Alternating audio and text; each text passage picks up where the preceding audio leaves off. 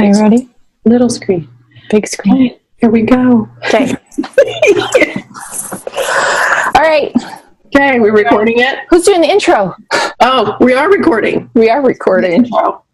I don't know. It's like, hi, everybody. Hey. Hi, Kirsten. Hi, I'm Anna, and we are so excited about you guys participating in our group. And so we want to go through all of the different types of nail pickers and skin pickers and doing all of those things. And I just want to introduce Kirsten.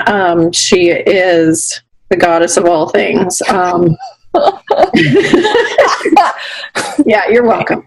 But she's going to be she's been huge in helping me put together all of this to help you. And just as a little side thing, she is the genius behind our Let's Get Naked challenge with our oil. Yes. So this is going to be fun. We're going to go through all of the stuff. Hi, Kirsten. Hi, my name's Kirsten, and I am a biter and a picker. Oh, yeah. You got that. I am a perfectionist picker. Yeah. So I am one of those you think is perfect, but not so much. Oh, the dark secrets behind. Right? Mm-hmm. Exactly. Okay, so today, well, whenever your today is, we're going to go through some of the basics of this as we're putting it together. Some of this will change over time. So if you are reading this later and you've seen other videos or whatever that have come out after we've put this together, we're evolving, we're learning, we're growing. And this is part of why we're doing the test group, so that we can refine this to be of maximum benefit to you and your nail and life health. So we're going to go through habits, which is what I love to do, is what makes the brain work and what makes people tick and all of those things. And we're going to do it in relation to nail biting and picking. Habits are not exactly what you think, most likely. We're going to go through the different types of biting and picking. This was a fun thing. I like to categorize things. And oh boy, when we started creating this little thing that you'll see, it's like, oh, we got so excited. There was much nerding going on. And also, like, looking at Google Images is like, whoa. Grossing people out, and we're kind of like, oh, look at that. Well, and one of the things that I've really enjoyed as we saw everybody's entries that came in and everything that's going on is like there's such a wide scale of people who have what they classified as this really bad biting problem.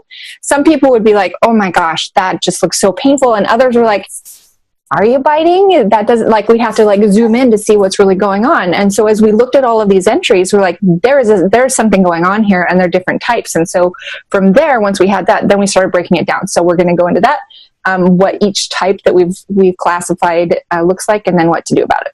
Exactly. So let's get rolling. If I can push the right button. So, okay, there we go.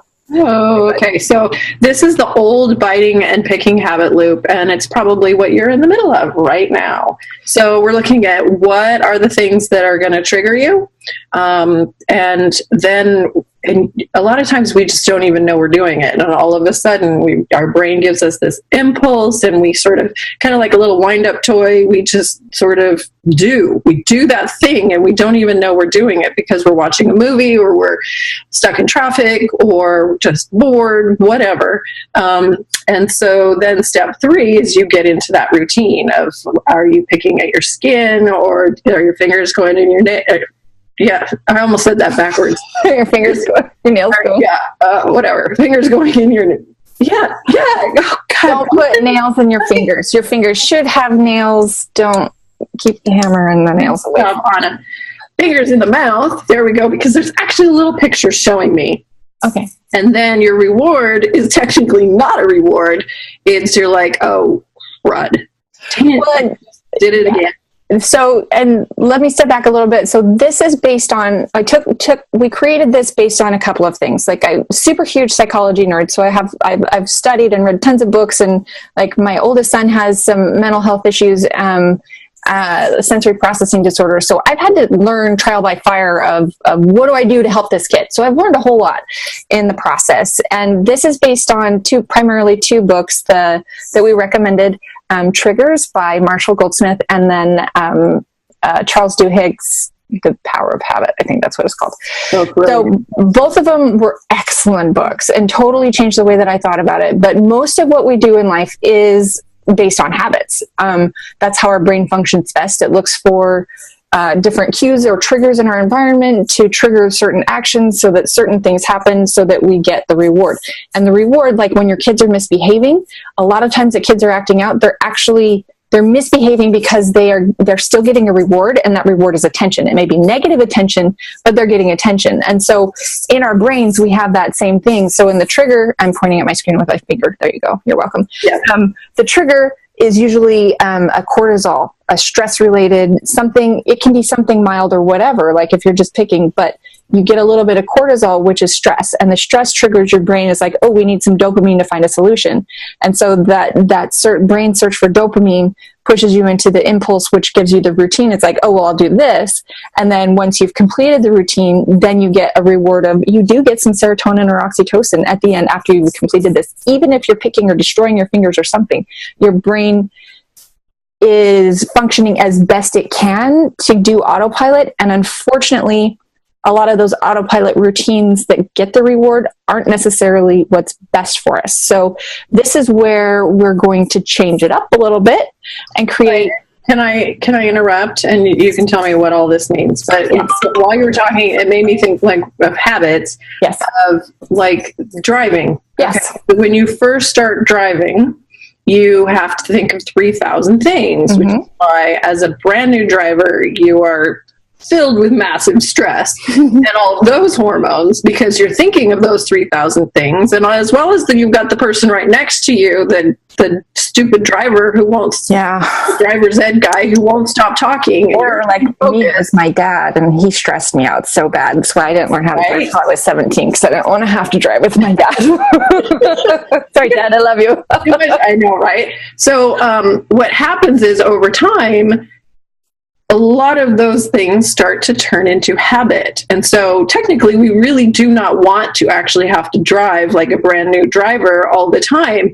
You want half of that driving to be habitual to where you don't even think about it. Yep. So there's an example of something that's really positive of a way we've got that stuff going on. See, you can tell I don't do that. She does. Well, and that's part of why that is those types of routines. That's a great example of driving, is how our brains continue to function with all of the constant massive input that we're always getting. Like there's so much going on at all times. In order for us to process what's coming in, we have to have these autopilot routines. So it's like when you take a shower, if you screw up your routine and try and shave your legs before you wash your hair, or like put the conditioner, or like for me, forget what you're doing. My routine is shampoo, conditioner, wash the face, wash the body. If I'm lucky, shave my legs, and then if I skip one of those, you get all screwed up. I'm like, I just put conditioner in first, or like I forgot to wash my face, or I washed my face and got it all soapy, but I forgot to rinse it off, and you end up with soap in your eyes. So routines are there to help us, and occasionally they go awry. Yes. Okay. So new healthy look. So this is a really important thing, and this is something that is a myth. You can't break bad habits. The way that habits work in your brain, especially if it's been a long term, it's like a 6-lane highway through LA. It's like, this is a massive neural pathway through your brain. And even if you stop using it, the highway is still there. So like, even if they like totally closed down the highways in LA and didn't drive on them for 5 years, it would be super easy to get back on that road. Yeah, there'd be a couple of potholes, but you would slide right back into that and go on those same roads and everything. So it's the same in your brain. You can't break a habit like this, especially if it's super, super ingrained and you've been doing it. Like, okay, secret. I used to suck my thumb until I was in first grade. And I finally, fingers. I did these 2 fingers. I did those 2 fingers. I was bum. Yeah. And my mom and the dentist, they put in an appliance in my mouth so that it had like spikes on it. Oh, gee. Behind my front teeth. They weren't sharp spikes. It wasn't like, hey, just they're like metal, just like at the end of a paper clip. So I think there are 4 of those on there. So it made it physically impossible for me to put my thumb in my mouth. And it helped. But I just substituted it for biting and picking my nails. So it's like progress. So like something like that. It's like this trigger or whatever it is, it can start in the womb. That's some of the, because I'm working on this huge nail biting article right now. And then after that, then I'm doing a nail picking article or a skin picking article. But I just lost my thought. It'll come back to me. Go ahead. Okay. It's so what I want to emphasize to everyone who listens to this is don't feel guilty or ashamed about it, because these are just part of your brain. It just is. It's not, yes, there's a lot of stigma around it because I deal with that too, but we're not here to judge or blame or shame or any of those things. We're here to support you, and we're here to help you enhance your life and to replace some of the routines that we currently have with something that's more helpful to give you the outcomes that you want. I remember now. It is that a lot of nail biters and skin pickers started as thumb suckers. Yeah. That's what it is. Okay. And for some people it stops, and for some people, obviously, we don't suck our thumbs as adults, so it gets moved to something a little bit quieter. Okay, so if you will notice, the only thing that changes, well, there are two things that change. So there are 4 total steps in this process that go on automatically in your head. The trigger, this is something that can be from your external environment. It can be from your internal environment. It can be, it's like you get a hangnail, you could have a fight with someone, or you could just have anxiety, or you could be bored, or, it's like whatever. So it could be internal or external. You can't change that. What we're working on focusing on, that sounds like a crappy sentence, but there you go. What we want to focus on is this step number 2, because this is where we take you off of wind up toy automatic pilot, and you hit, it's like a pattern interrupt in your brain of like, okay, I am now aware that I have been triggered and I feel my fingers go into my mouth, or I'm picking, or whatever it is that's going on. We want you to be able to become conscious in this moment after the trigger, because this is when you're able to change the routine and ultimately the outcome. So if you're not aware of this, you won't be able to change the routine. You will just keep on going, trigger, I've been triggered, and then your fingers in your mouth before you even notice it. So this is the area we're wanting to address. So instead of being on autopilot, you're the conscious driver, you're driving the boat, ship, automobile, body, to a finger chewing machine. And we're going to replace what you're doing with something that's healthier, that supports healthy nails. And then you get a reward that's like, oh my gosh, I actually did it. Yep. So those are the 2 habit loops. So part of our nerd session that we did is we created a spectrum, and realizing that there are so many different types of things that are going on with people who identify as nail biters. There's biting and picking, and it's really a spectrum. It's like, it's not, some people are clearly one skin or the other nails only. And then there were a lot of people that were both. Right. So I will never, ever, ever put my fingers in my mouth unless I've eaten barbecue chicken and I need to get that. Shut up.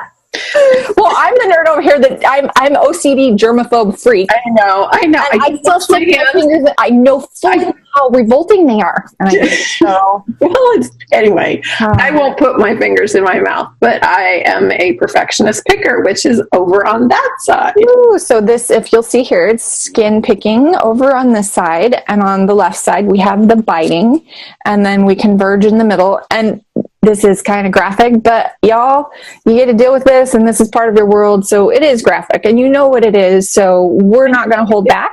And whatever phase you're at, or where you are on this spectrum, it doesn't, you're looking at it. So if you are a meat grinder, which is like the most painful, you're already looking at it. We're seeing pictures, and you look at it every day and feel that turmoil, this battle of, okay, it feels there is this sensation that's going on that you need. And Kirsten will talk about all of the brain stuff of why, but then as a result, you've got this chopped up skin, and it's a horrible vicious cycle. So It is. we get it because we both have it of some sort. Yeah. And again, there's no shame in all of this. And so what our goal is with creating different types of pickers is our brains work best when we have a word for something, or a label or something that helps us identify it. In the medical field, that's what diagnoses are, is a general label. So that once you have that, then you have, okay, here's this general label. Here are these things that tell us that it fits within this. And from there, then they can drill down further and figure out what works, what doesn't, what do we need to do differently to actually offer something that helps. So we're not just putting people in a box, and I'm like the poster child for being super resistant of people putting a label on me. I've always hated it, but we won't do rules, no rules. And she makes up her own rules when playing Monopoly, which is why I have never played a game with her yet. Right. And see, this is where we had everybody do the Gretchen Rubin tendencies test. I'm a questioner.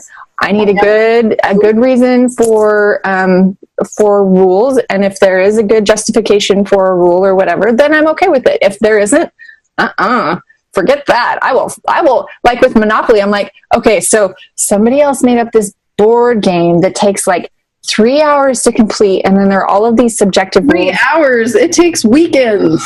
And anyway, I can't make it longer. Like the longest I think I ever played before my brother just quit because I was cheating.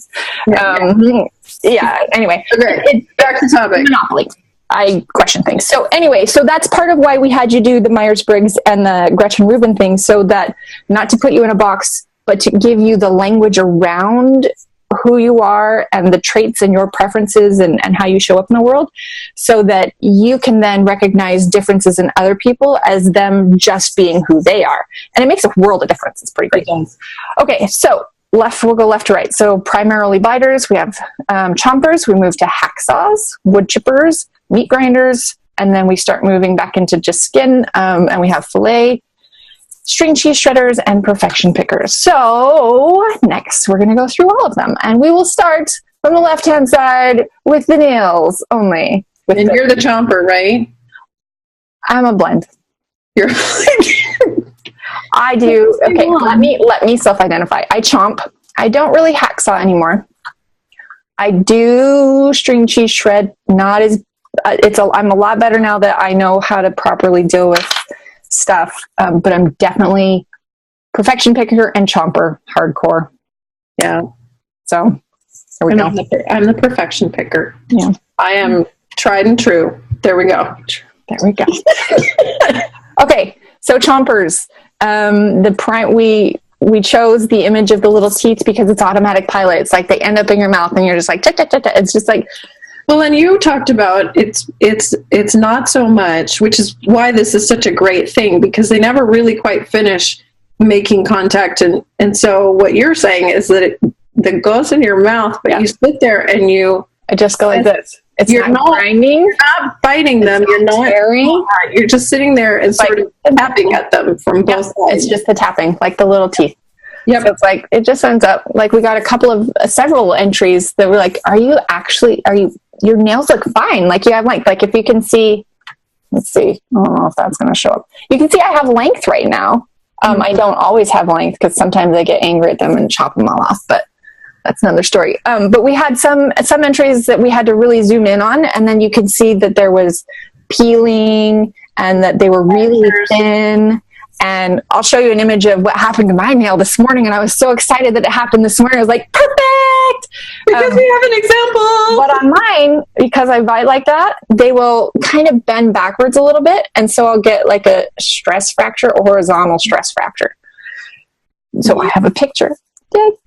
Yeah. Okay. There you go. All right. So condition of nails with chompers. You can have longer nails, like me. Yep. Cuticles will overall appear healthy. Mine are pretty decent. If you're more biting focused. Yep. As long as you're like, I do both skin and anyway, but right. Yeah, for the most part, a pure chomper won't touch cuticles. They just like do that nervous chomping on top of the nails. Nails are going to be weaker, prone to the stress fractures, like the sideways one that I had. That's fun. Right. Not fun. peeling, and any side tears, because you're weakening your nail as the friction and stress. You could be a recovering biter and picker, but you still feel the urge to put your nails and fingers in your mouth. You nibble only, never, or almost never bite all the way through the nails. Like when you get the stress fracture, and it's like, oh, then the perfection picture kicks in, and then the hacksaw comes out if I don't have the right tools, and then we just spiral downward. So this is why it's so important to have your tools with you. Yes, we will definitely be talking about all the tools and the things that we've figured out that help. Yes. So you don't bite or chomp on the skin. You're chomping or nibbling on the nail only, and you're not picking with fingers at imperfections. So again, you may be a variety of these things, but we're just focusing on defining stuff because reasons. Yeah. And so what she was saying was, you might actually have longer nails, but it could be as they get longer, the chomping gets worse because now you have tips to actually really chomp on. Mm-hmm. And like you said earlier, focused on the nail, not the cuticles and the skin. And so we've talked about all of this. There we go. I like that. Nails are the primary target of attack. Ready? Yep, those things. Okay, my kids are home. Hi, I'm recording. I'll be out in a minute. Kids. Okay. It'll be more than a minute, just saying. Yeah, it's a mommy minute. They already classify that. It's like, is it a minute or a mommy minute? I'm like, yeah, give me a half hour. Okay, so signs and symptoms that are present and how to diagnose for yourself. So, and again, there may be other spectrums present. We didn't really go into detail on this list, but we talked about it a little bit, and we'll talk about it more. So often put your nails in your mouth when you're nervous or anxious or just bored or even just thinking. Like, I'll totally catch myself doing that when I'm thinking. You may want to stop putting nails in your mouth. Like me, I'm like, I know how gross this is.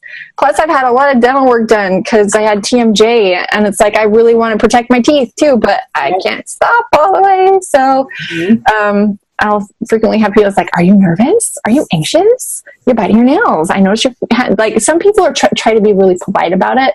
Some people don't say anything, but you can see them noticing and that they're biting their tongue. You're like, I'm a slob at heart. Okay. I know this is gross, but this is just me. So deal with it. And you may be a recovering biter, and chomper is great progress. You'll still end up in your mouth and you like to stop. So like we talked about, it can be like you can have several different things. Like if I'm super stressed, or like I do have some OCD type tendencies, which is not really surprising. But if I get super stressed and the OCD stuff gets triggered and I don't have my tools with me, if I'm not drinking enough water, and now the cat's showing up too. That's Elvis's tail. Yes. Hi, Xander. There's Xander. Hi, honey. Then I've been meat grinder.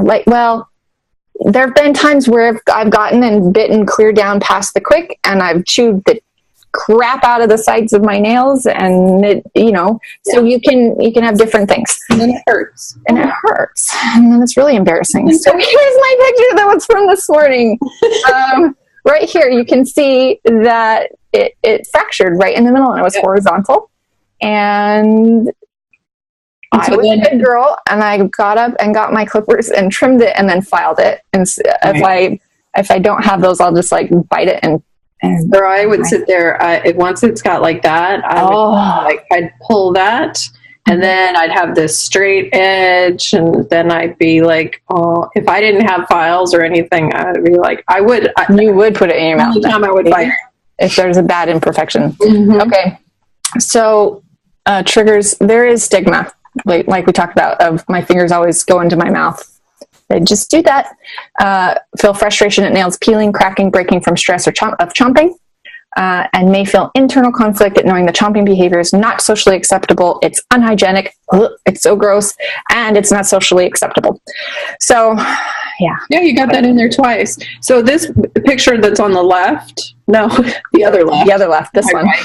That's actually my nail, and that is a stress fracture, or as my mentor, Doug Schoon, who wrote Nail Structure and Product Chemistry, the official term is fissure, but I call them stress fractures because it makes more sense. I actually hit my nail and it bent sideways, and then Those, I will sit there and I will push at that peel until it, God, Yeah. some of these things are so satisfying. And then you're like, crap, now my nails are all uneven and blah, blah, blah. So anyway, we're going to be here forever if we just that the way we do. I know. So it'll go faster as we go through the rest of them. So what do you do about it? When you feel the urge to chomp, try a substitutive behavior. Again, we're not breaking the habit, we're replacing the behavior. And this goes back to the habit loop of being aware, the step 2 of being aware, taking it off of wind-up toy, and being a conscious driver. And then you choose a different behavior. So put gum in your mouth. I always have a water bottle by me. Using a fidget toy. Or Anna, you want to talk about the pen stuff? Oh, yeah. So the science is coming back of one scientific study that I'm including is actually, is it more effective to just hold something like a pen or some sort of a tool or toy, or is it better to fidget with it? And this one study said it's better just to hold it. That was more effective long term. But you know what? If you've got some OCD and some ADD and some other things, and if you need to fidget, of course, that's our fantastic pen that you will or have received. Yes. So, yeah, I mean, just the act of actually holding it in your hand makes it hard for your hands to go to your mouth. So. And actually, you holding the actual oil pen, I think that would be a really good thing to try, because then you already have the tool to oil your hands. Yeah, so then when you're feeling that, I want to go to my mouth, but no, that's in the way. And then you're replacing that habit, which was at the bottom of the circle. So now we're going to replace it by oiling. And then you get to mess with your hands in a different, more productive way. And I like it. Yeah, there we go. Okay, so we talked about the fidgets or the pen. Oil, always oil. I always have my oil, my nail file, and lotion stick nearby so that I can take care of that urge to bite or pick. And what's really great about the oil and the lotion stick, using those together, is that if you have any imperfections, if you have any rough spots, for me, using both the oil and the lotion stick smooths that out. So even though I may then kind of flip over to perfection picker, it's like rubbing the stuff in and it's smooth, and then I'm okay. Right. So again, it's replacing that habit. Your calluses, right? The calluses aren't dry and hard on the corners. Yep. And that's a big part of why people will chomp on skin or pick at it, because it gets dry. It does. Wash your hands on average 20 times a day, which means that if that's average, there's people who are washing their hands 40 times a day. I guess that's one thing that makes me feel a little bit better about putting my gross fingernails in my mouth, because I wash my hands a lot. Yeah, what is that justification? Anyway. Great justification. Okay, so oiling, great. Okay, now Anna, I want you to talk about the cuticle pushers. This is something, when we were having coffee and talking about business stuff one day, you saw me get out my nail clippers. And I don't have one of them, but they have like the flip out triangle thing. And you saw me doing that under my nails to clean out my nails. Because that's another thing that drives me crazy. I'll pick if they look dirty. Right. So the cuticle remover tool is usually used, so you slide it exactly. Let me get up there close. There we go. Yes. The camera is not where I'm looking at you, but it's actually the little green dot right there. I'm ready. Okay, so normally to remove the cuticle, you're pushing against, just very gently sliding against and getting this dead skin off your nail plate. But we were talking about, do we use this tool for people who like to have their fingers underneath there? And like my husband, he has got the weirdest one. He takes a corner of his shirt, down his shirt, I'm not going to strip, but he takes a corner of the fabric and he crams it under his fingernail. And I'm like, what are you doing? And he goes, I'm just, why do you do that? Well, because it feels good. So some of that obviously is the sensory kind of thing. The physical stimulation of this, like of the sting of, and that, well, okay. So let me regress just two steps. So toothpaste and shampoo, both of them have added ingredients. The toothpaste has an abrasive. That's what gives you the minty, fresh tingle. And shampoo has added ingredients to make it foamy, because those have nothing to do with the effectiveness of the product. It's the physical stimulation triggers so that you can associate it with being done. So people like me or Corey, when we do that under the nail picking, it's that craving for that physical stimulation. And once all 10 fingers, because we can't just do one, everybody needs a little love too. Once you've completed that routine, then you have that physical sensation that's like the clean, minty tingle of your teeth that you feel is done. So then comes the serotonin. Woo woo! Oh, there we go. That's what I was looking for, because it is a serotonin release. So if you're going to do this, and I like both sides because this side is smaller than this side, so it can match different fingers. But so you can use it to sort of gently press at that skin under there is called the hyponychium, and it is a guardian seal. So if you push on that too hard, you're going to separate the nail from the nail bed. So you have to be really careful. And so think of it like pinching a hippo. You don't want to pinch the hyponychium because then it will turn around and nick you with its teeth. Right? It's going to get mad. Hippos are mean. If you're going to do that, then what you want to do is just to barely touch that and then pull out, so that you aren't pushing in and digging. Bigger while you do that. Okay, show me again. I made you bigger. You made me bigger. Oh, you can do that? Look. Fancy thing. So you're going to want to just barely touch that metal tool to the hyponychium. You don't want to push on it. Don't make the hippo mad. Your hyponychium's that part under there. And so then what you would do is you can either just sit there and barely touch it if that is the sensation that you need, or if you need to do more is actually pulling that out. That won't hurt your nail. Okay, so speaking from experience, you can when you make the hyponychium mad, you can draw blood with this tool. So I've done that. I've done it on my toes. Ouch. And then it got infected. Mega ouch. Which is why when she was selecting this as an option, it wasn't my favorite option, but it's certainly there. Mm-hmm.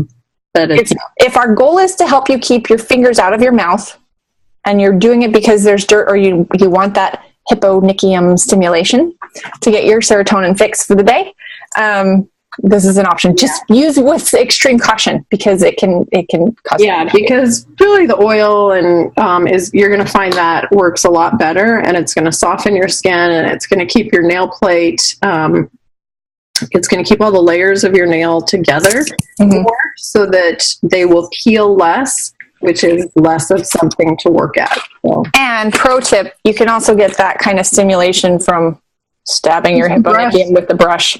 Yeah, and actually I would say that that's a better option, because if you can stab, there's still plenty of sensation going on there. Yep. Granted, the side effect of that is because now you've made the underside greasy, it's going to attract more dirt.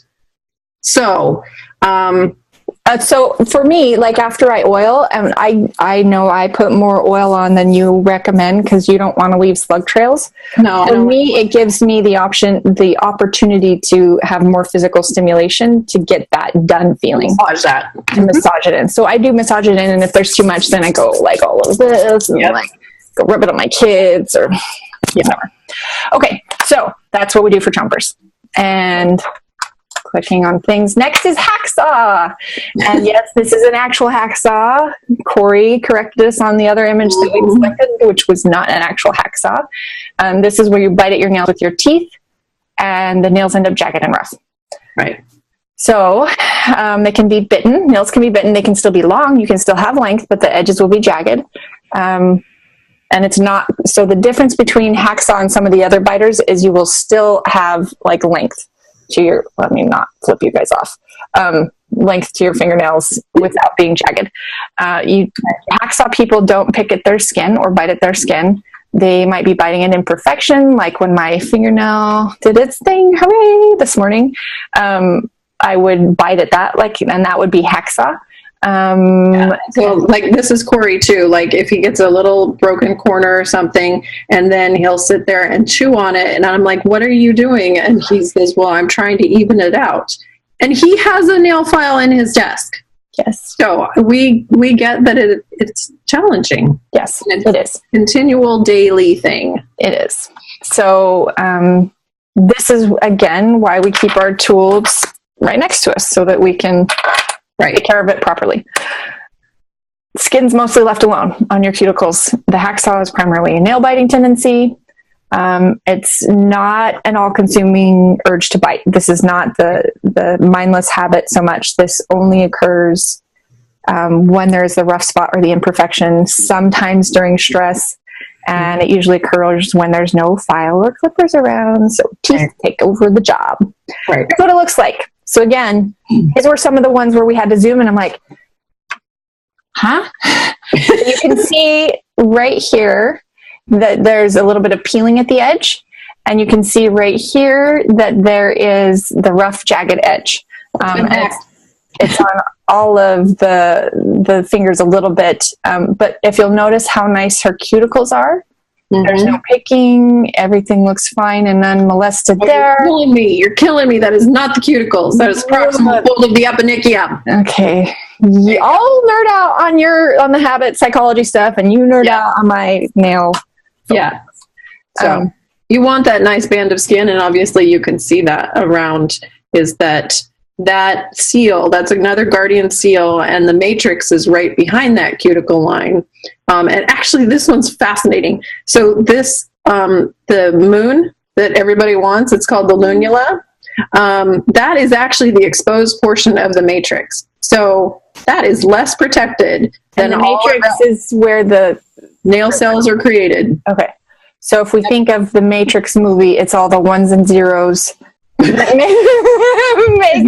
do with the Matrix movie. Oh my gosh. Well, I'm trying to remember it. Like, how many times have you told me what the Matrix is? And I still am like, okay. I know. I have no idea how it got that name, but there you go. Right, because it's a Matrix. Okay. Soft, dry little nails. Treatment, hydration. So the hydration is going to prevent the peeling, the breaking, and half of the problems that are going to create the imperfections that are going to make you want to pick. Keep your toolkit on hand at all times. That's why we sent you the little makeup bag. You'll have your lotion stick, your oil, your nail file, and we highly recommend clippers. You can get them from the dollar store. The baby clippers are better. The Baby King dollar store clippers are great. And like those are they're sharper, which, I really hurt my kids with these. Sorry, guys. But like I ended up using the other clippers for my kids because I did less damage with them. But just be careful. Well, you're probably not going to be trimming your cuticles or whatever, but be careful. Yeah, for like the hacksaw, I would even say more that you're going to really, really rely on the file. Yeah, the file's great. It's fantastic. Okay, next one is the wood chipper. This is where we are starting to get into both skin and nail. Wood chippers will bite the whites of the nails clear to the nail bed. They will stop when the tip is gone. They don't go beyond what do you call the part that's off the nail? Oh, the free edge. Free edge. Okay, so you don't go past, like, once the free edge has been devoured, like a wood. Think of it when you're using a wood chipper. Is if you put the branch and choose the branch, and the branch in this instance will represent the tip of the nail. Once the tip is gone, there's nothing left for it to chip. And it would be interesting to get feedback from people who say that they're wood chippers of why do you stop? But then the next day you do have some nail growth and in the next couple of days. So why do you stop a little bit? Because you run out of free edge, and then I know you start up again because now it's grown for a couple of days, and there's just a tiny little bit of white that I just got to get rid of. So, and that's what my sister does. She's a masseuse, and so she has to keep her nails short anyway. But as soon as she starts to get any white, if she doesn't have her clippers or file, she'll bite. But she does stop as soon as the free edge is gone. It's amazing. So basically, like, to review what Kirsten was saying is that your nails are going to be bitten to the quick. You're pretty much not really touching the cuticles. Okay. The cuticle lines, as I say, the skin looks pretty good. You may experience peeling due to excessive biting. So that technically so once you've bitten that down, now you have this more jagged free edge, and that can get caught on things and peel. So where am I? Anyway. Okay. Yep. Cuticles, they may experience some damage from the biting and picking, but in the wood chipper, the nails are the primary object of the picking and piking urges. Yes. Picking and biting. You know what we mean, because it's right there. Yeah. Okay. So this is one where people are going to start feeling a lot of social shame about the condition of your nails, unless you are a wood chipper who chips and then files. So it looks okay. If your nails do look jagged on the edges, you're going to tend to keep them in your pockets, or like keep your hands folded, put them under the desk, not keep them out of sight. A lot of people who had entered who had the wood chipper stuff, they said, I've tried gels, I've tried acrylics, and I still keep picking. It just doesn't work. Oh, and gel is fantastic to pick at. Yeah, because it's soft and flexible, and it's not hard. And I know people who pick at the acrylic, it's a lot harder to do because it really hurts. Like it's well bonded to the nail plate, and so that hurts a lot. But the gel, oh boy, that is just almost like, especially when it's about 5 days old. I'm speaking from personal experience. Yeah, it's just great fun to peel all that off. And so, yeah, and then what you're doing is when you peel it, because it is bonded to the nail plate and hasn't finished, it's not lifting yet. That is just, so you're peeling all that off, and it's just taking layers and layers of your nail plate. And honestly, you've only got about 50 layers in your nail plate. It depends on your genetic makeup. You may have less, you may have a little more. I'm pretty sure that I've got about 30. Well, I had gel nails once. I will never do it again. I'm way too much of a picker. I'm not a responsible enough human being to have gel, because I picked it off and it was like almost down to the beyond nail. A lot of layers. Oh, yeah, well, and part of it, so you had two problems, and this is another big problem with gel and acrylic, is that based on old knowledge, not current knowledge, if your nail tech is going to grind down about 50%. So if you've only got about 50 layers and you're grinding down 50%, and then you put gel on it, and then you rip off about 5 more layers, then your nails are toast. See, she didn't grind mine down. It was just the UV gel or something. Mm-hmm. So there wasn't any grinding. Well, but I pulled all of them off. I had like half of the layer left. It was bad. And it had to fully grow out. I had to, had me put like super glue or nail glue or something over the top of it, because it was just so raw. It was terrible. Yeah. Okay. So this is an example of what it looks like. You're going to have the jagged edges. You can see that sorry, this photo is a little blurry, but, jagged, doesn't go beyond. It's not super bloody around the cuticles, but if they were to keep picking or biting at this one, it could get a little bloody. And it's mostly just focused on the nails. Mm-hmm. So your toolkit for the wood chippers, keep these with you at all times. You want to hydrate, because then you won't have the rough spots, and then it will be bendier and not bitier. Oh, look, there's an extra space on it. There's extra space. Yes, several of her, extra space right there. That's my perfectionist thing. But have you noticed that a lot of these tools look the same? Yeah. And when we talk about hydration, that is the oil. Yes. Oil is, so if you want to think about moisture goes with water. Mm-hmm. Water is bad with nails and fingers. It dries, it strips all the oils out. So the oil, when we're using it, Simply Pure, actually penetrates the nail plate, and it penetrates into your skin, keeps it nice and soft and plump, and much more difficult to really chew on. Yes. Another way to think of the difference between moisture and hydrate, moist is a word that grosses most people out. So we don't want moist. We want hydration. Right. Okay, so keep your tools of the trade on hand, and anytime you catch yourself, check yourself. The file or you wreck yourself. Okay, next one. This is the penultimate experience of all things going wrong. What was that word? Penultimate. I have never heard that word. What is it? Miss Smarty. It's like the ultimate experience. It's like the clash of the titans. It doesn't always have to be a bad thing. Like you could have your penultimate experience in life was when you had an orgasm. We'll keep a G-rated version too. I was gonna say go to the Eiffel Tower. Oh, or the perfect ice cream cone. Ice cream cone. Whatever floats your boat. Whatever floats your boat. Sorry. Sorry, not sorry. Okay. Meat grinder. This is incredibly graphic. When I asked a couple of people to check and see if my stuff was making sense, they're like, I can't even look at this.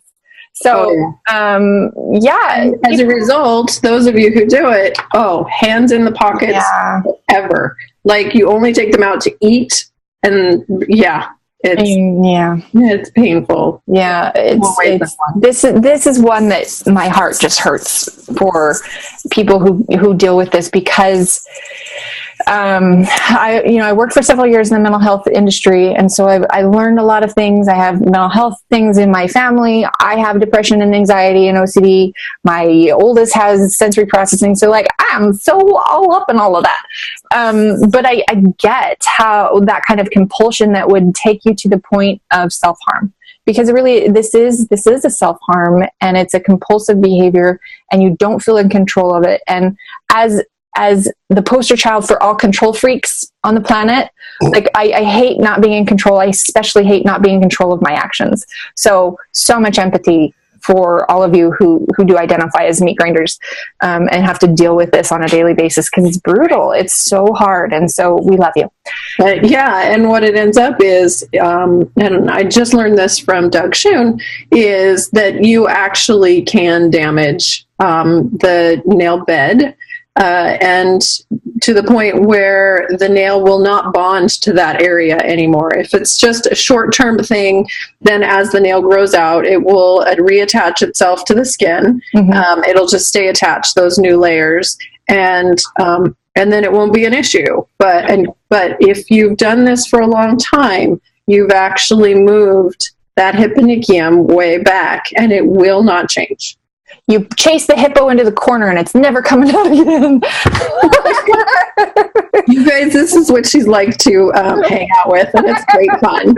It's all these funny puns. You are okay. So it can be the damage can be from both picking at the skin. So I know thumbs, from looking at all the photos, thumbs can be primary targets for severe picking, because that's where we get a lot of calluses. Also the pointer finger on whichever your dominant hand is, where we get those calluses. We saw so many photos where it's just picked bloody raw, and there's a lot of scar tissue buildup, and the scar tissue buildup, especially if it's underneath your Luna Lovegood?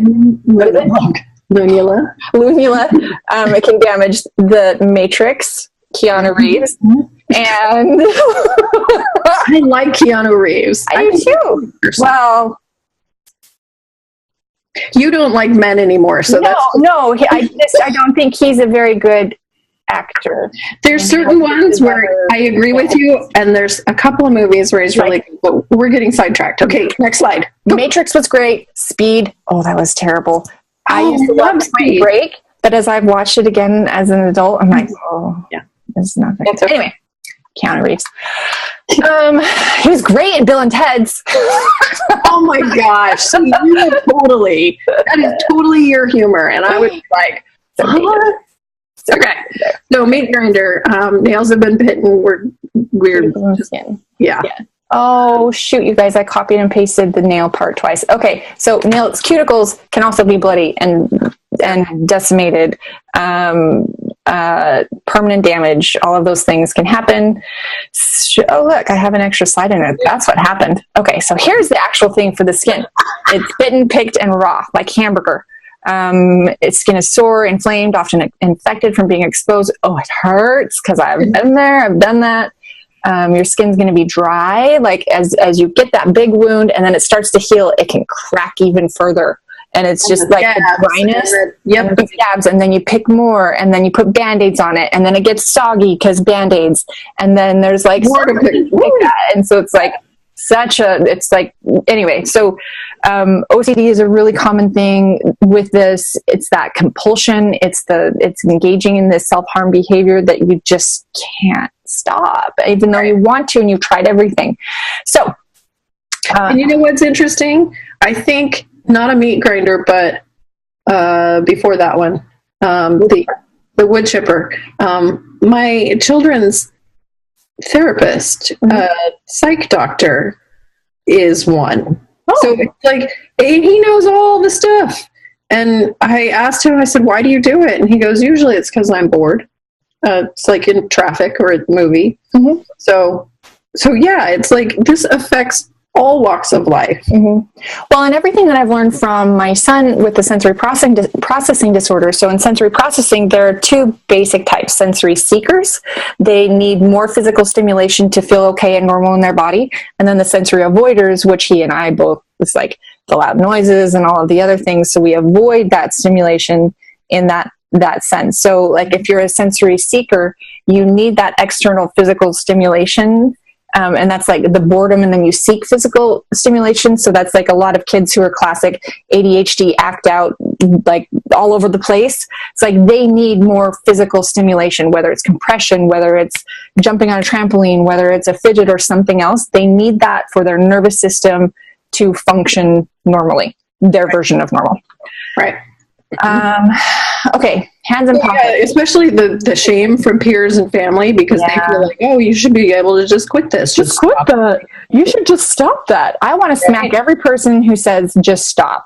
Right. They obviously don't know what it's like to have mental compulsions, to have that OCD stuff. And so what I've learned from my OCD, like I'll get to the point where I get super stressed, and then when the house is a messy, because I have two boys, I'm a single mom, and you know what? Sometimes it gets messy.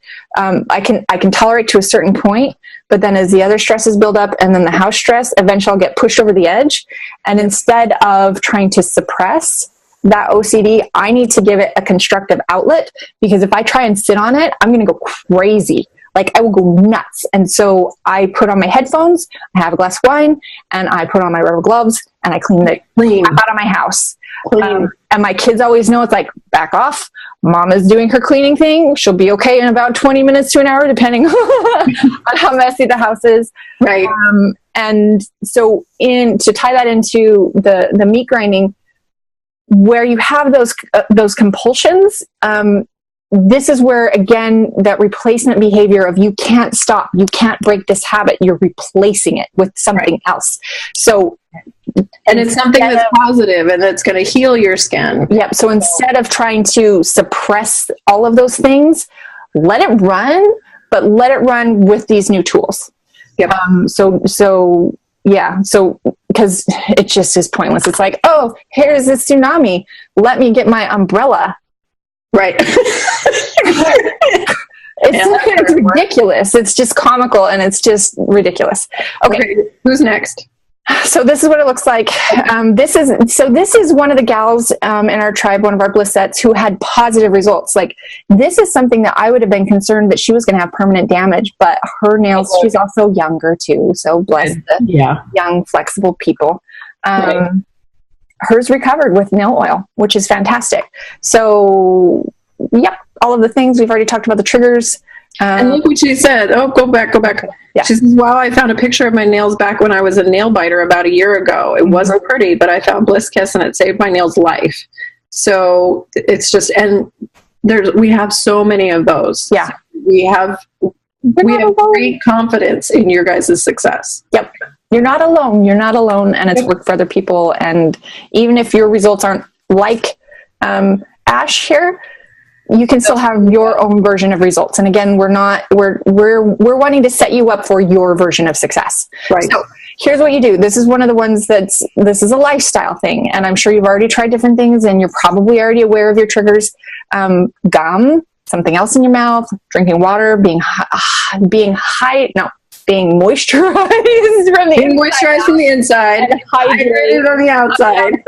Yeah. Your fidgets, if that works, try just holding a pen. This would be something you guys would be great to test out, whether just holding or fidgeting works better for you. Keep your toolkit with you. We do not recommend that you keep any of your weapons of mass nail destruction. So I would not recommend nail clippers. I would not recommend, especially cuticle clippers. We saw so many photos of girls. I'll show you what we talk about. These are sold as cuticle nippers. Well, first of all, the cuticle is the dead skin on your nail plate, so that's physically impossible. Right. So obviously you're cutting the live skin. Yeah. And yes, this is a serious tool of mass destruction, which I feel that nobody should have, and they should be put in every single dump.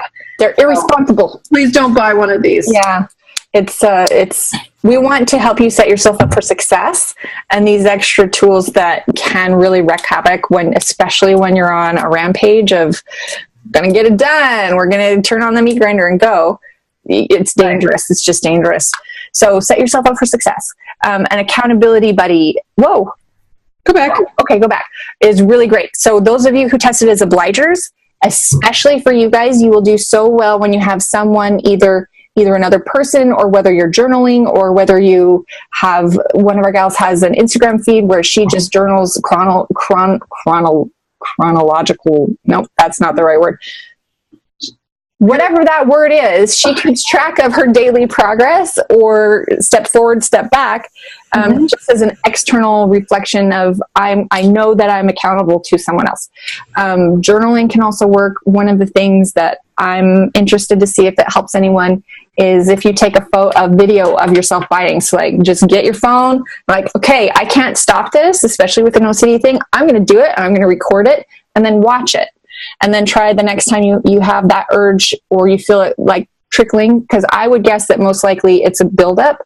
So it's like, if you can start to pay attention again in that part of the habit loop of becoming conscious, if you feel that starting to build, if you watch yourself as a third party watching some other inanimate thing that you don't identify as you, it gives your brain a different kind of reality check. So that might also be a helpful tool. And so when you do that, it's like, oh yeah, I don't want to do that. So let's get out our toolkit and let's use the oil and the lotion stick. The file is going to be really good for, well, one, just everybody. Yeah. But for certain people, especially those of you who like to pick at the calluses that happen on every nail. And the reason that they happen, if you think about it, so when you look at if you put your fingers together and you push, that corner of the nail is just digging into the sidewall. So what's the body's natural response?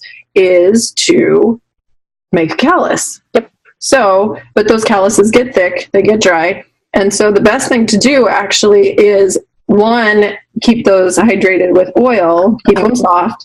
But if you don't feel like that's working, you can very, very gently file that skin. And because this file is so fine, it's gonna take a lot of work, and you're gonna get to pain before you take off too much. So I would take off just a tiny little bit to smooth that out, and then keep oiling it. And then oil it. Yep. And that's what I do. And as a full disclaimer, I have drawn blood from filing too much. But this really is what saves me from picking, because what I've experienced, and some of you may experience this and some may not, when I use just the oil and do lots of hydration with just the oil, and I don't use the lotion stick, it feels almost rough. It's so plump and the calluses that it almost feels rough. Yeah, and she's completely the opposite of me. So This is why you all need to find your own path. Yes, exactly. And so when it gets to that point and I know it's hydrated, I'll just file it and smooth it a little bit. And then I'll get like, let me make this bigger. Hang on. Okay, now I just see Anna. How do I make it just show me? Nope. Okay, this is what you get. Okay, so I'll do it under my nail so you can see it's kind of going under my nail a little bit, and being really careful to not go on my nail. And this, I know, Anna, you're not going to be real happy about, but I'll use the sharp part. And for the love of Pete. No, I know, but then just very, very gently go over the top of it right there, because I get little rough spots that would turn into a full-on hangnail. Okay. I thought you were going to go with the taking the point and digging under there. That's right. No, don't do that. But yeah, so like if there's a little piece that feels like it's going to start, and I could just peel that back, and I know it would go clear down to the quick of my nail. So hang nails are your actual nail matrix where it comes unraveled at the edge? It's not the matrix. Not matrix. No. Can you explain Sorry. So a true hangnail is when a section of this, it fractures off, and then it starts to peel back. And if you grab that piece of nail and you rip it, it's going to take a whole bunch of the other live nail skin with it, and it's going to hurt like the bejesus, and it's going to get so bloody and infected. Yes. I used to do that all the time in college. No stress there at all. Anyway, so where was I going with that? Yes, it is okay to file your sides, the sides of your nails. Gently. And also, when you were saying about on your nails, if you've got some peeling going on the tips and it's bent itself back and it's fuzzy, absolutely file that down. But just be very careful not to touch the rest of your nail plate. And if you get a really bad bad peel, get a little bit of nail glue and put that in that little spot so that you can't pick at that nearly as well. Yep. So talk about the ridges. We don't want to remove the ridges. No, you don't want. Okay, so if you look at it, ridges happen as we get older because we've got our matrix all happening here. And as we get older, we get worse digestion. And so then the matrix is not being nourished with great digestion. And so you get actually these grooves. So you're getting grooves between the ridges. The ridges are the thickest part of your nail. Yep. So if you're going to buff those off to match the weaker grooves underneath, bad idea. So it's like our muscles. It's like you don't want to file off your muscles to the weaker. Anyway, that's a bad analogy. Nice try, Kirsten. Okay, keep going. Okay. So accountability, journal, take a selfie. And then another thing that might help, this may make it worse, so just do what works for you. If it causes more shame and frustration, it's like, oh, I'll never have my perfect nails, then don't do this. If it's something that you can focus on of like, I'm going to do this and it will be my version. So the important part of this is to pick nails that look like your nail shape. So it would be like me is like, oh, someday I want to be a 6'3", 72-pound model. I'm 5 foot. So I don't know if it's like, Kirsten, do this. Go stick your fingers up close. I don't know if we can see that, but you can see what's flat. C curve. Exactly. Mine are seriously curved. Yep. So I've got this intense C curve. Kirsten's are. Can you see this one? This one that's blurry. Down. How do I unblur this? Anyway, so you can see that mine are really curved. Hers are much flatter. So there's so many people with flat nails like Kirsten's, and they see my nails and they're like, I want those nails. Well, no, it's physically impossible. Yeah. So I'm not going to be 6'3" and 72 pounds. Nope, she's tiny. Yes. So yeah, choose a nail shape that matches your nail bed shape, so that you set realistic expectations for yourself. And even, you could even do a progression of, it's like, okay, I'm full on meat grinder. We got zombie fingers rolling here. So let's choose one that's like 2 steps ahead of where you're at and just break that big picture goal into, here's my next goal that I'm going to work towards. And then it makes it more realistic for your brain so that you can actually internalize it and see progress and not feel overwhelmed and frustrated, because I'm sure no one else is like me and has like zero patience. It's like, oh my God, I just started doing this like 10 minutes ago. I don't know why I'm not perfect yet. So yeah, that's a thing too. Here we go. All right, your own stuff going on, Chickie. I do. I'm a hot okay. Okay, fillet. They don't bite their nails. They tend to peel, pick, and tear at the cuticle line and the skin around the nail. So what happens is you start to get those little fraying, peely hangnails. Technically, they're not hangnails, so who knows what to call them. But they're those little peeled Slash. Runs in your nylons. Something like that. String on your sweater. So yeah, your nails will most likely be healthy, have length. People won't necessarily know that you are this type of person, but your nails are not primarily the focus of your biting and picking behavior. Say that 10 times fast. Yeah, not the wrong word that I said. Okay, so it can be mild and nobody else will know and it's your own dirty secret, or it can be really severe with, you can have the longer nails, they can be gorgeous nails, but then you can have like the open sore of zombie wounds on around your cuticles, depending on where it is, and it'll likely be worse in the winter when your skin's more dry and prone to cracking and picking. Right. The skin ends up looking like when you get a blister and it's popped and it's that red skin that burns crazy. Do you have this in there? But basically, if you get lemon juice on it. Is that one and this one? I put it in several of them. The lemon juice stings like the dickens. Yeah, you're going to curse and scream and do all kinds of crazy things because it hurts. Anyway. So raw bloody wounds can have permanent scarring. It can lead to permanent damage. And it hurts and it's shameful. This is one where you need to stay away from those cuticle nippers, especially. Don't get them. And even be very, very cautious with baby clippers. Yeah, never mind. So baby clippers are for the next set. Yes. A lot of fillet people will also resort to acrylics or gel to try and make your nails look nicer. Skin picking still persists. All of the shame and social stigma and feeling frustration. And your skin is going to sting while it heals every time you wash your hands. This is an example. Great example. So see, she's got decent nails, but look at those dry cuticle lines, that eponychium right there. That's all dry. And so as a result, that is live skin, but it's gotten all dried out. And that is perfect for shredding and just filleting that. Happy hour. Mm-hmm. So what starts as, and you can see she's got some of those little shredded hangnail kind of things to the right of the arrow, and those are perfect, ideal for just grabbing, and then you keep working at them and picking at them and just getting deeper and deeper. So look, extra bullet point, no period. Somebody So again, we're getting into this. This a lot of times can go with any type of mental things.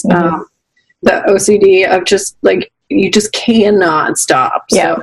And it goes into the self-harm category of, it's just the compulsion and you're like the wind-up toy and just executing the routine because your brain and there are certain vitamins, and we'll talk about those that can help, not necessarily, but whatever it is that you can do. So like if you are experiencing OC or whatever, work with your mental health provider.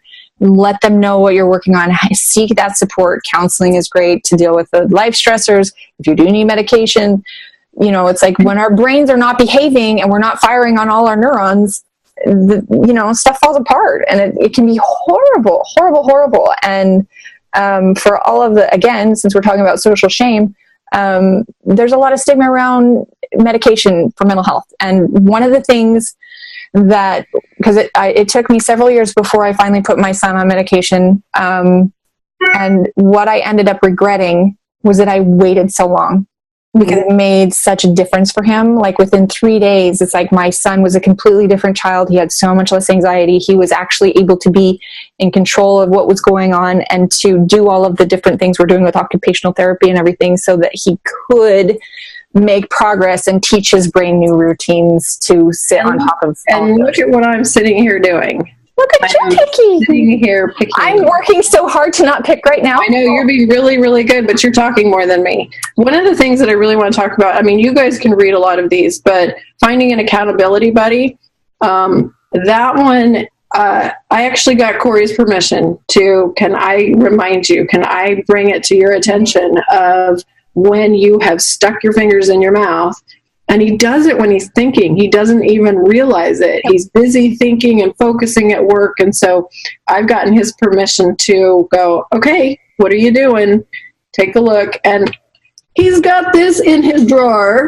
He's got all of the things. So it's obviously, having an accountability partner helps a lot, because it's something you're not seeing and they can see it for you. And so if you enlist someone that you know, like, and trust, and here's another thing about enlisting someone to be an accountability partner, or to do it like Anna's doing for Corey, where Anna's doesn't do the same. Isn't the same. Anyway, so there are two types of accountability buddies. You can be someone who also struggles with this, like with AA. You're with a group of people who struggle with the same thing. And so there's help in sticking together that way of like, okay, we can do this together. We got this. Or if it's your significant other or a parent that you like, that you get along with, so it doesn't come off as nagging.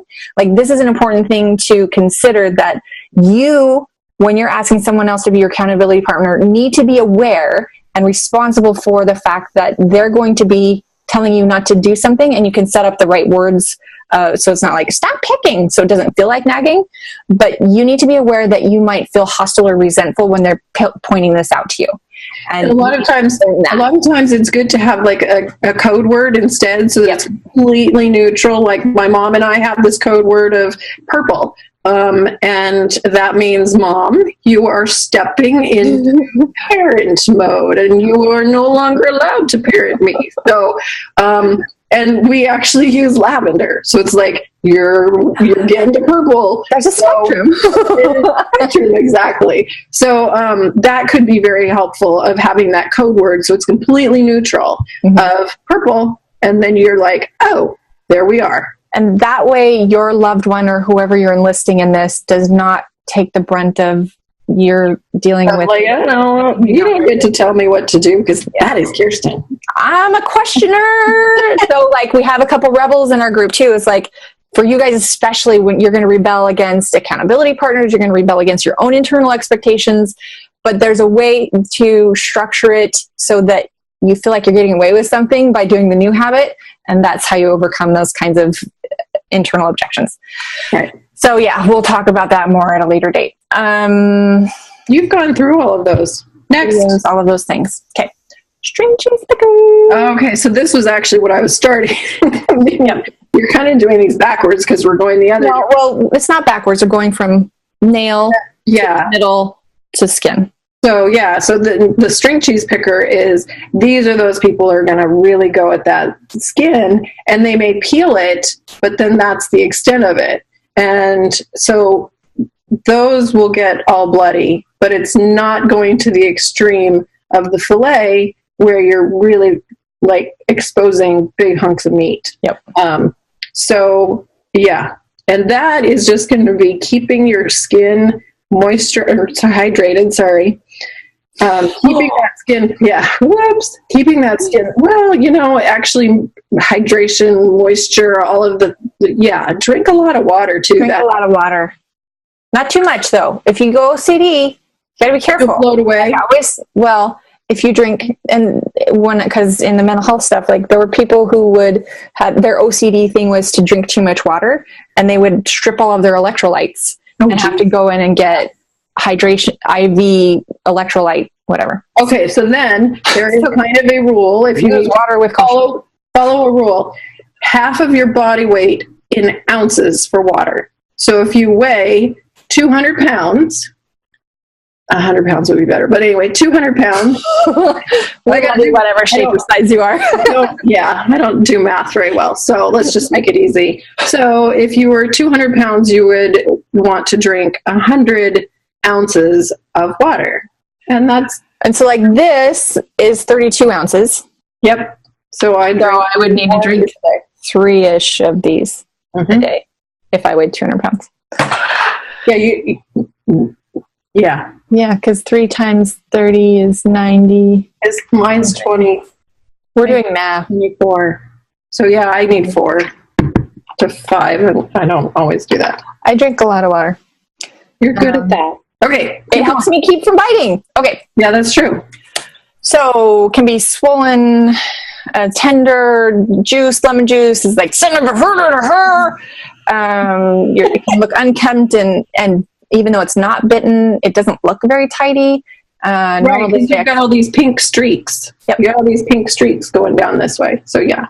And even if you don't pick at them and you still have the string cheesers hanging there, I don't know how they leave them there. That's anyway. Daily activities: putting your hands in your purse, in your pockets, and all of those things will peel them back and make it dry. So here's an image, and you can see here, Anna. This is the actual.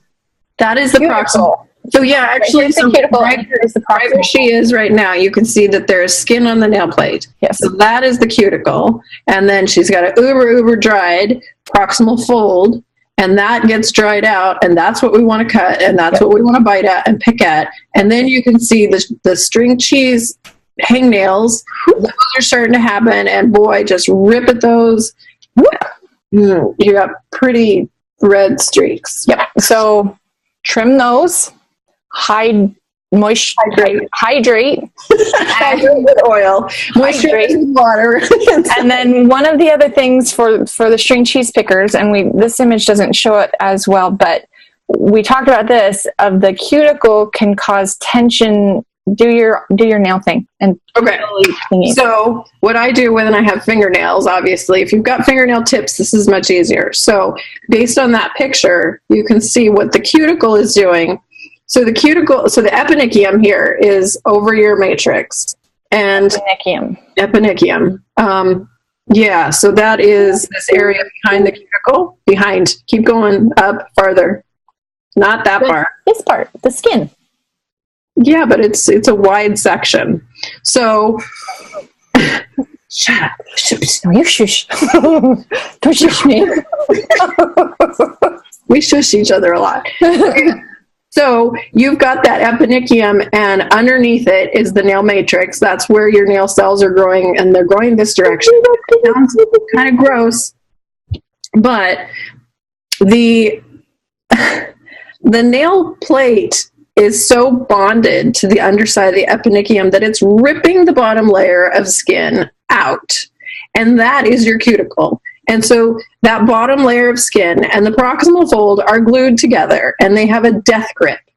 And so it will actually pull out that proximal fold, which is what you're seeing in this picture. Is that proximal fold is not a nice tight band anymore. Like you can see it on the ring finger. That's more of a nice tight band. It's straight out, but it's still it's like sticking up. It's not stressed. It's not pulled out and stretched like that middle finger is. So what you want to do, and you can either do it with a tool, you can use this tool, is you're going to very, very gently push back. And I always use my fingernail. So what you're doing is you're not pushing down, you're pushing straight back this way. And so you're pushing and separating. What you're doing is releasing that proximal fold from the death grip of the cuticle. So that keeps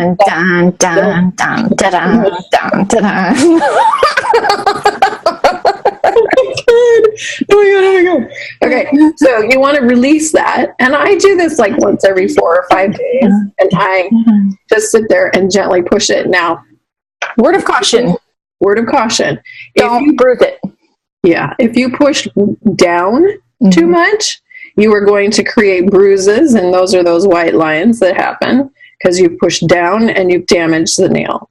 If you push way too hard, really, really hard, you can actually shove that proximal fold underneath, which breaks the seal, that guardian seal even more, and it's going to lead to more infection and red and all kinds of more things to pick at. Oh, such a vicious cycle. It is. It's amazing how many people fit into one of these, this spectrum. Yeah, it is. Okay, so one of the things that we should talk about too is the cuticle remover. The Sally Hansen is the one that you recommended I use, and you said avoid Blue Cross. Avoid Blue Cross because it is it's liquid, it's very liquid, and the active ingredient that dissolves human skin is lye. And lye is pretty caustic, and it doesn't LYE, not LIE. LYE, and most of us don't really use it anymore. And caustic means it burns, right? Yeah, it means it burns, and it's basically dissolving your skin, and it does not care whether it is the dead skin on your nail plate or the live skin that is your proximal fold and the eponychium back here. So. And this leads us to the origination story of Simply Peel. Yeah. Oh. So also, where you're a string cheese picker and you have these little peelies, if you're using the lye, you are going to create those. Yeah. Because it will eat your flesh. Yeah. So I'm going to go, I don't want to go into it in this, but we've got a video that's coming out next week which is how to remove the cuticle properly, how to keep that skin nice and tight back here. So, and then you're going to use your oil to keep it all nice and hydrated and soft, and then you're going to have less to pick at. So moral of the story is check our YouTube channel and nailcarehq.com, because we'll have those resources there. And, be very cautious with the cuticle remover, because it can actually make your string cheese peelies worse. Right. And the YouTube video will be on my Bliss Kiss YouTube page, or is it just Bliss Kiss? I think it's just Bliss Kiss. I think it's just Bliss Kiss. Anyway, we have a link to it on our website. YouTube is kind of a pain in my behind. We love you, YouTube. Okay, last one. We get to me, Anna. Oh, it's my daughter too. I do a little slice of everything. This and like the nail destructo buffet. Right. So this is me. I'm the perfection picker. Make a mountain out of the little bitty molehill. You have the picture. Can you flip through first? Which one? That one. So see those little, we call them hangnails, but they're little peels of skin that happen. And we all get them. And it's different than the string cheese peelies. Yep. Very different. And that is like, if you rip that, it does something very, very similar to as when you're ripping back a shred of the nail, it goes down into that live skin. It's connected. Mm-hmm. And so the only thing you can do is cut it. And that's why we're going to have to go back, right? Okay, so I'll talk about the treatment, but we have to go back to what are you? What are you?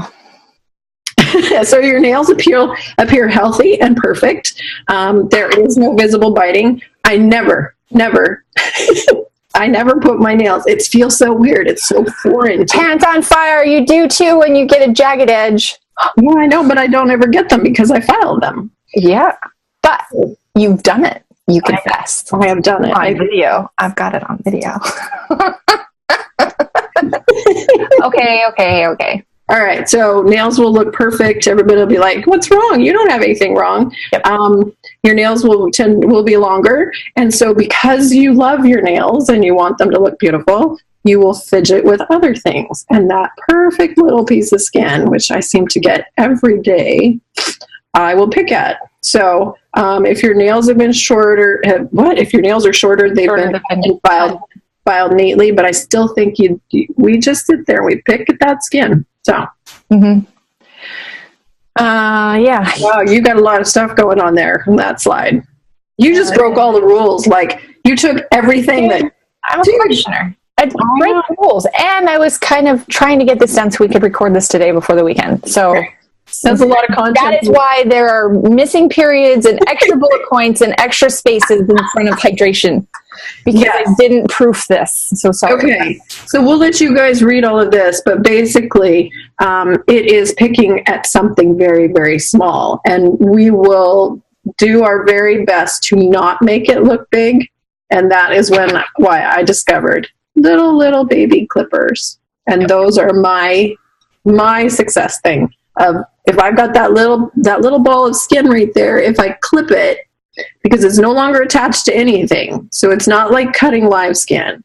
But if you clip that one little thing and then go right in and oil that, make it soft, then that's what works for me. Yep. A perfection picker. Yep. So this happens when you're bored, when you're sitting still, when you're thinking on something, your hands are idle, watching a movie, waiting, thinking. Those are the perfect times. Well, yeah, I was just sitting here waiting and thinking and listening to you. Kirsten's talking so much. When is it my turn? I'll just get my nails while I'll wait for her to shush. Exactly. Because exactly what your thought about it's amazing how every finger I will search and look. Oh, yeah, I do that too. Mm-hmm. Yeah. I've got an ouchie one. Yeah, we'll stop that. Okay, what's the next slide? Okay. They don't have a lot of the social shame because they look beautiful. And okay, so there's actually,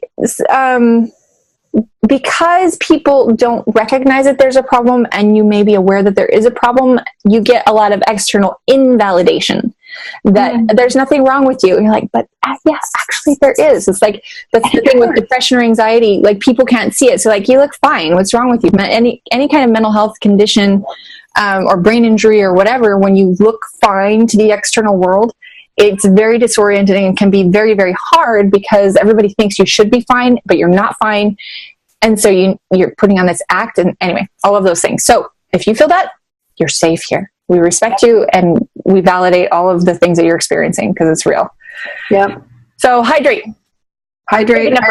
Final. It goes back to looking at all of those things and figuring out which are the tools that are going to work for you. For me as a perfection picker, like I said, it's the baby nippers and the oil. But then, you know what? I'd also do cuticle removal so that my nails are smooth and polish bonds to them very well. So then I don't have polish here. I don't have pick here at the cuticle line, but so that's a very good reason to use cuticle remover, is if you're using polish as a visual trigger for you of, I don't want to be doing these things of picking or putting my hands in my mouth. It's all of those things combined. Yep. And stuff and things. That was it. I had a thought. Oh, one of the questions that we got in the group is, should we paint our nails or should we leave them naked? What we would like you to do when you get your oil is do the hydration challenge, and we put the link to the 3-day challenge, Get Naked challenge ebook in the Facebook group. If you're watching this elsewhere, you can get it from our website. If you go to I think it's the one on the top navigation, challenge. If you go to challenge, then there you just enter in your email address, and then we'll send you a link to download the ebook. And then you get updates for when we do the semi-annual sale Get Naked challenge, where you get to win cool stuff. And is that at both websites? So myblisskiss.com and hq.com? Yes. This. So we can hook you up there. It's free. We want you to have that information because this is pretty great. And yeah, we get a lot of questions from people. It's like, can I use a different oil? I was like, well, sure, you can, but I'm the Judas. I am the Brutus. You and my mom. Brute. So when right after Anna came up with the oil, I had some. I was like, "Oh, this is great, amazing!" From the girl who's never cared about her nails because I bite them, and I'm like, they're just screwed, and I'm screwed. So whatever. Anyway, so I was still living in Idaho, and I didn't want to bug Anna. It's like, I'm all out of oil. Can you send me some more? So I didn't. And I'm like, I was at Sally's, and I just picked up a bottle of pure jojoba oil from Sally's, and I tried it. And golly, it didn't work as well. So yes, if you're watching this and you don't have Simply Pure and you want to try something else, go for it. But from this girl who went against her best friend. And my mom did too. We both did the same. Both of them came back to me almost like within a week of each other. And they were like, oh, it just doesn't work the same. And I was like, duh. And you say the duh with love, but right, I did. Anyway, so be aware that there are things that don't work. I know that products like Burt's Bees, they can be great products, but they have beeswax in them, which your body doesn't absorb. It doesn't, and so it's creating a moisture barrier. And so if you like Burt's Bees over our lotion stick, since you have a sample, if you like that better, use it as a lotion after the oil. Hydration, yes. Mm-hmm. I think that's it. I think so too. So I hope this was helpful. We look forward to hearing your comments. We would love to hear which type you identify as. Let me pull this up again. And if you feel like you're anywhere on the spectrum, I'll post this image in the Facebook group along with the video, and please let us know what you think. And if you have any questions or stuff, so ask questions away. Kirsten will be monitoring more than Anna has been hand slapped, so she can now participate in Facebook again. So I have been hand slapped in my personal account, which lets me go with you guys and chat, but business account, it's locked for 30 days, which dun, dun, dun. Thank you, Facebook. Mm-hmm. Okie dokie. I think that's it. So have a great day, everybody. I look forward to talking to you. Okay, bye.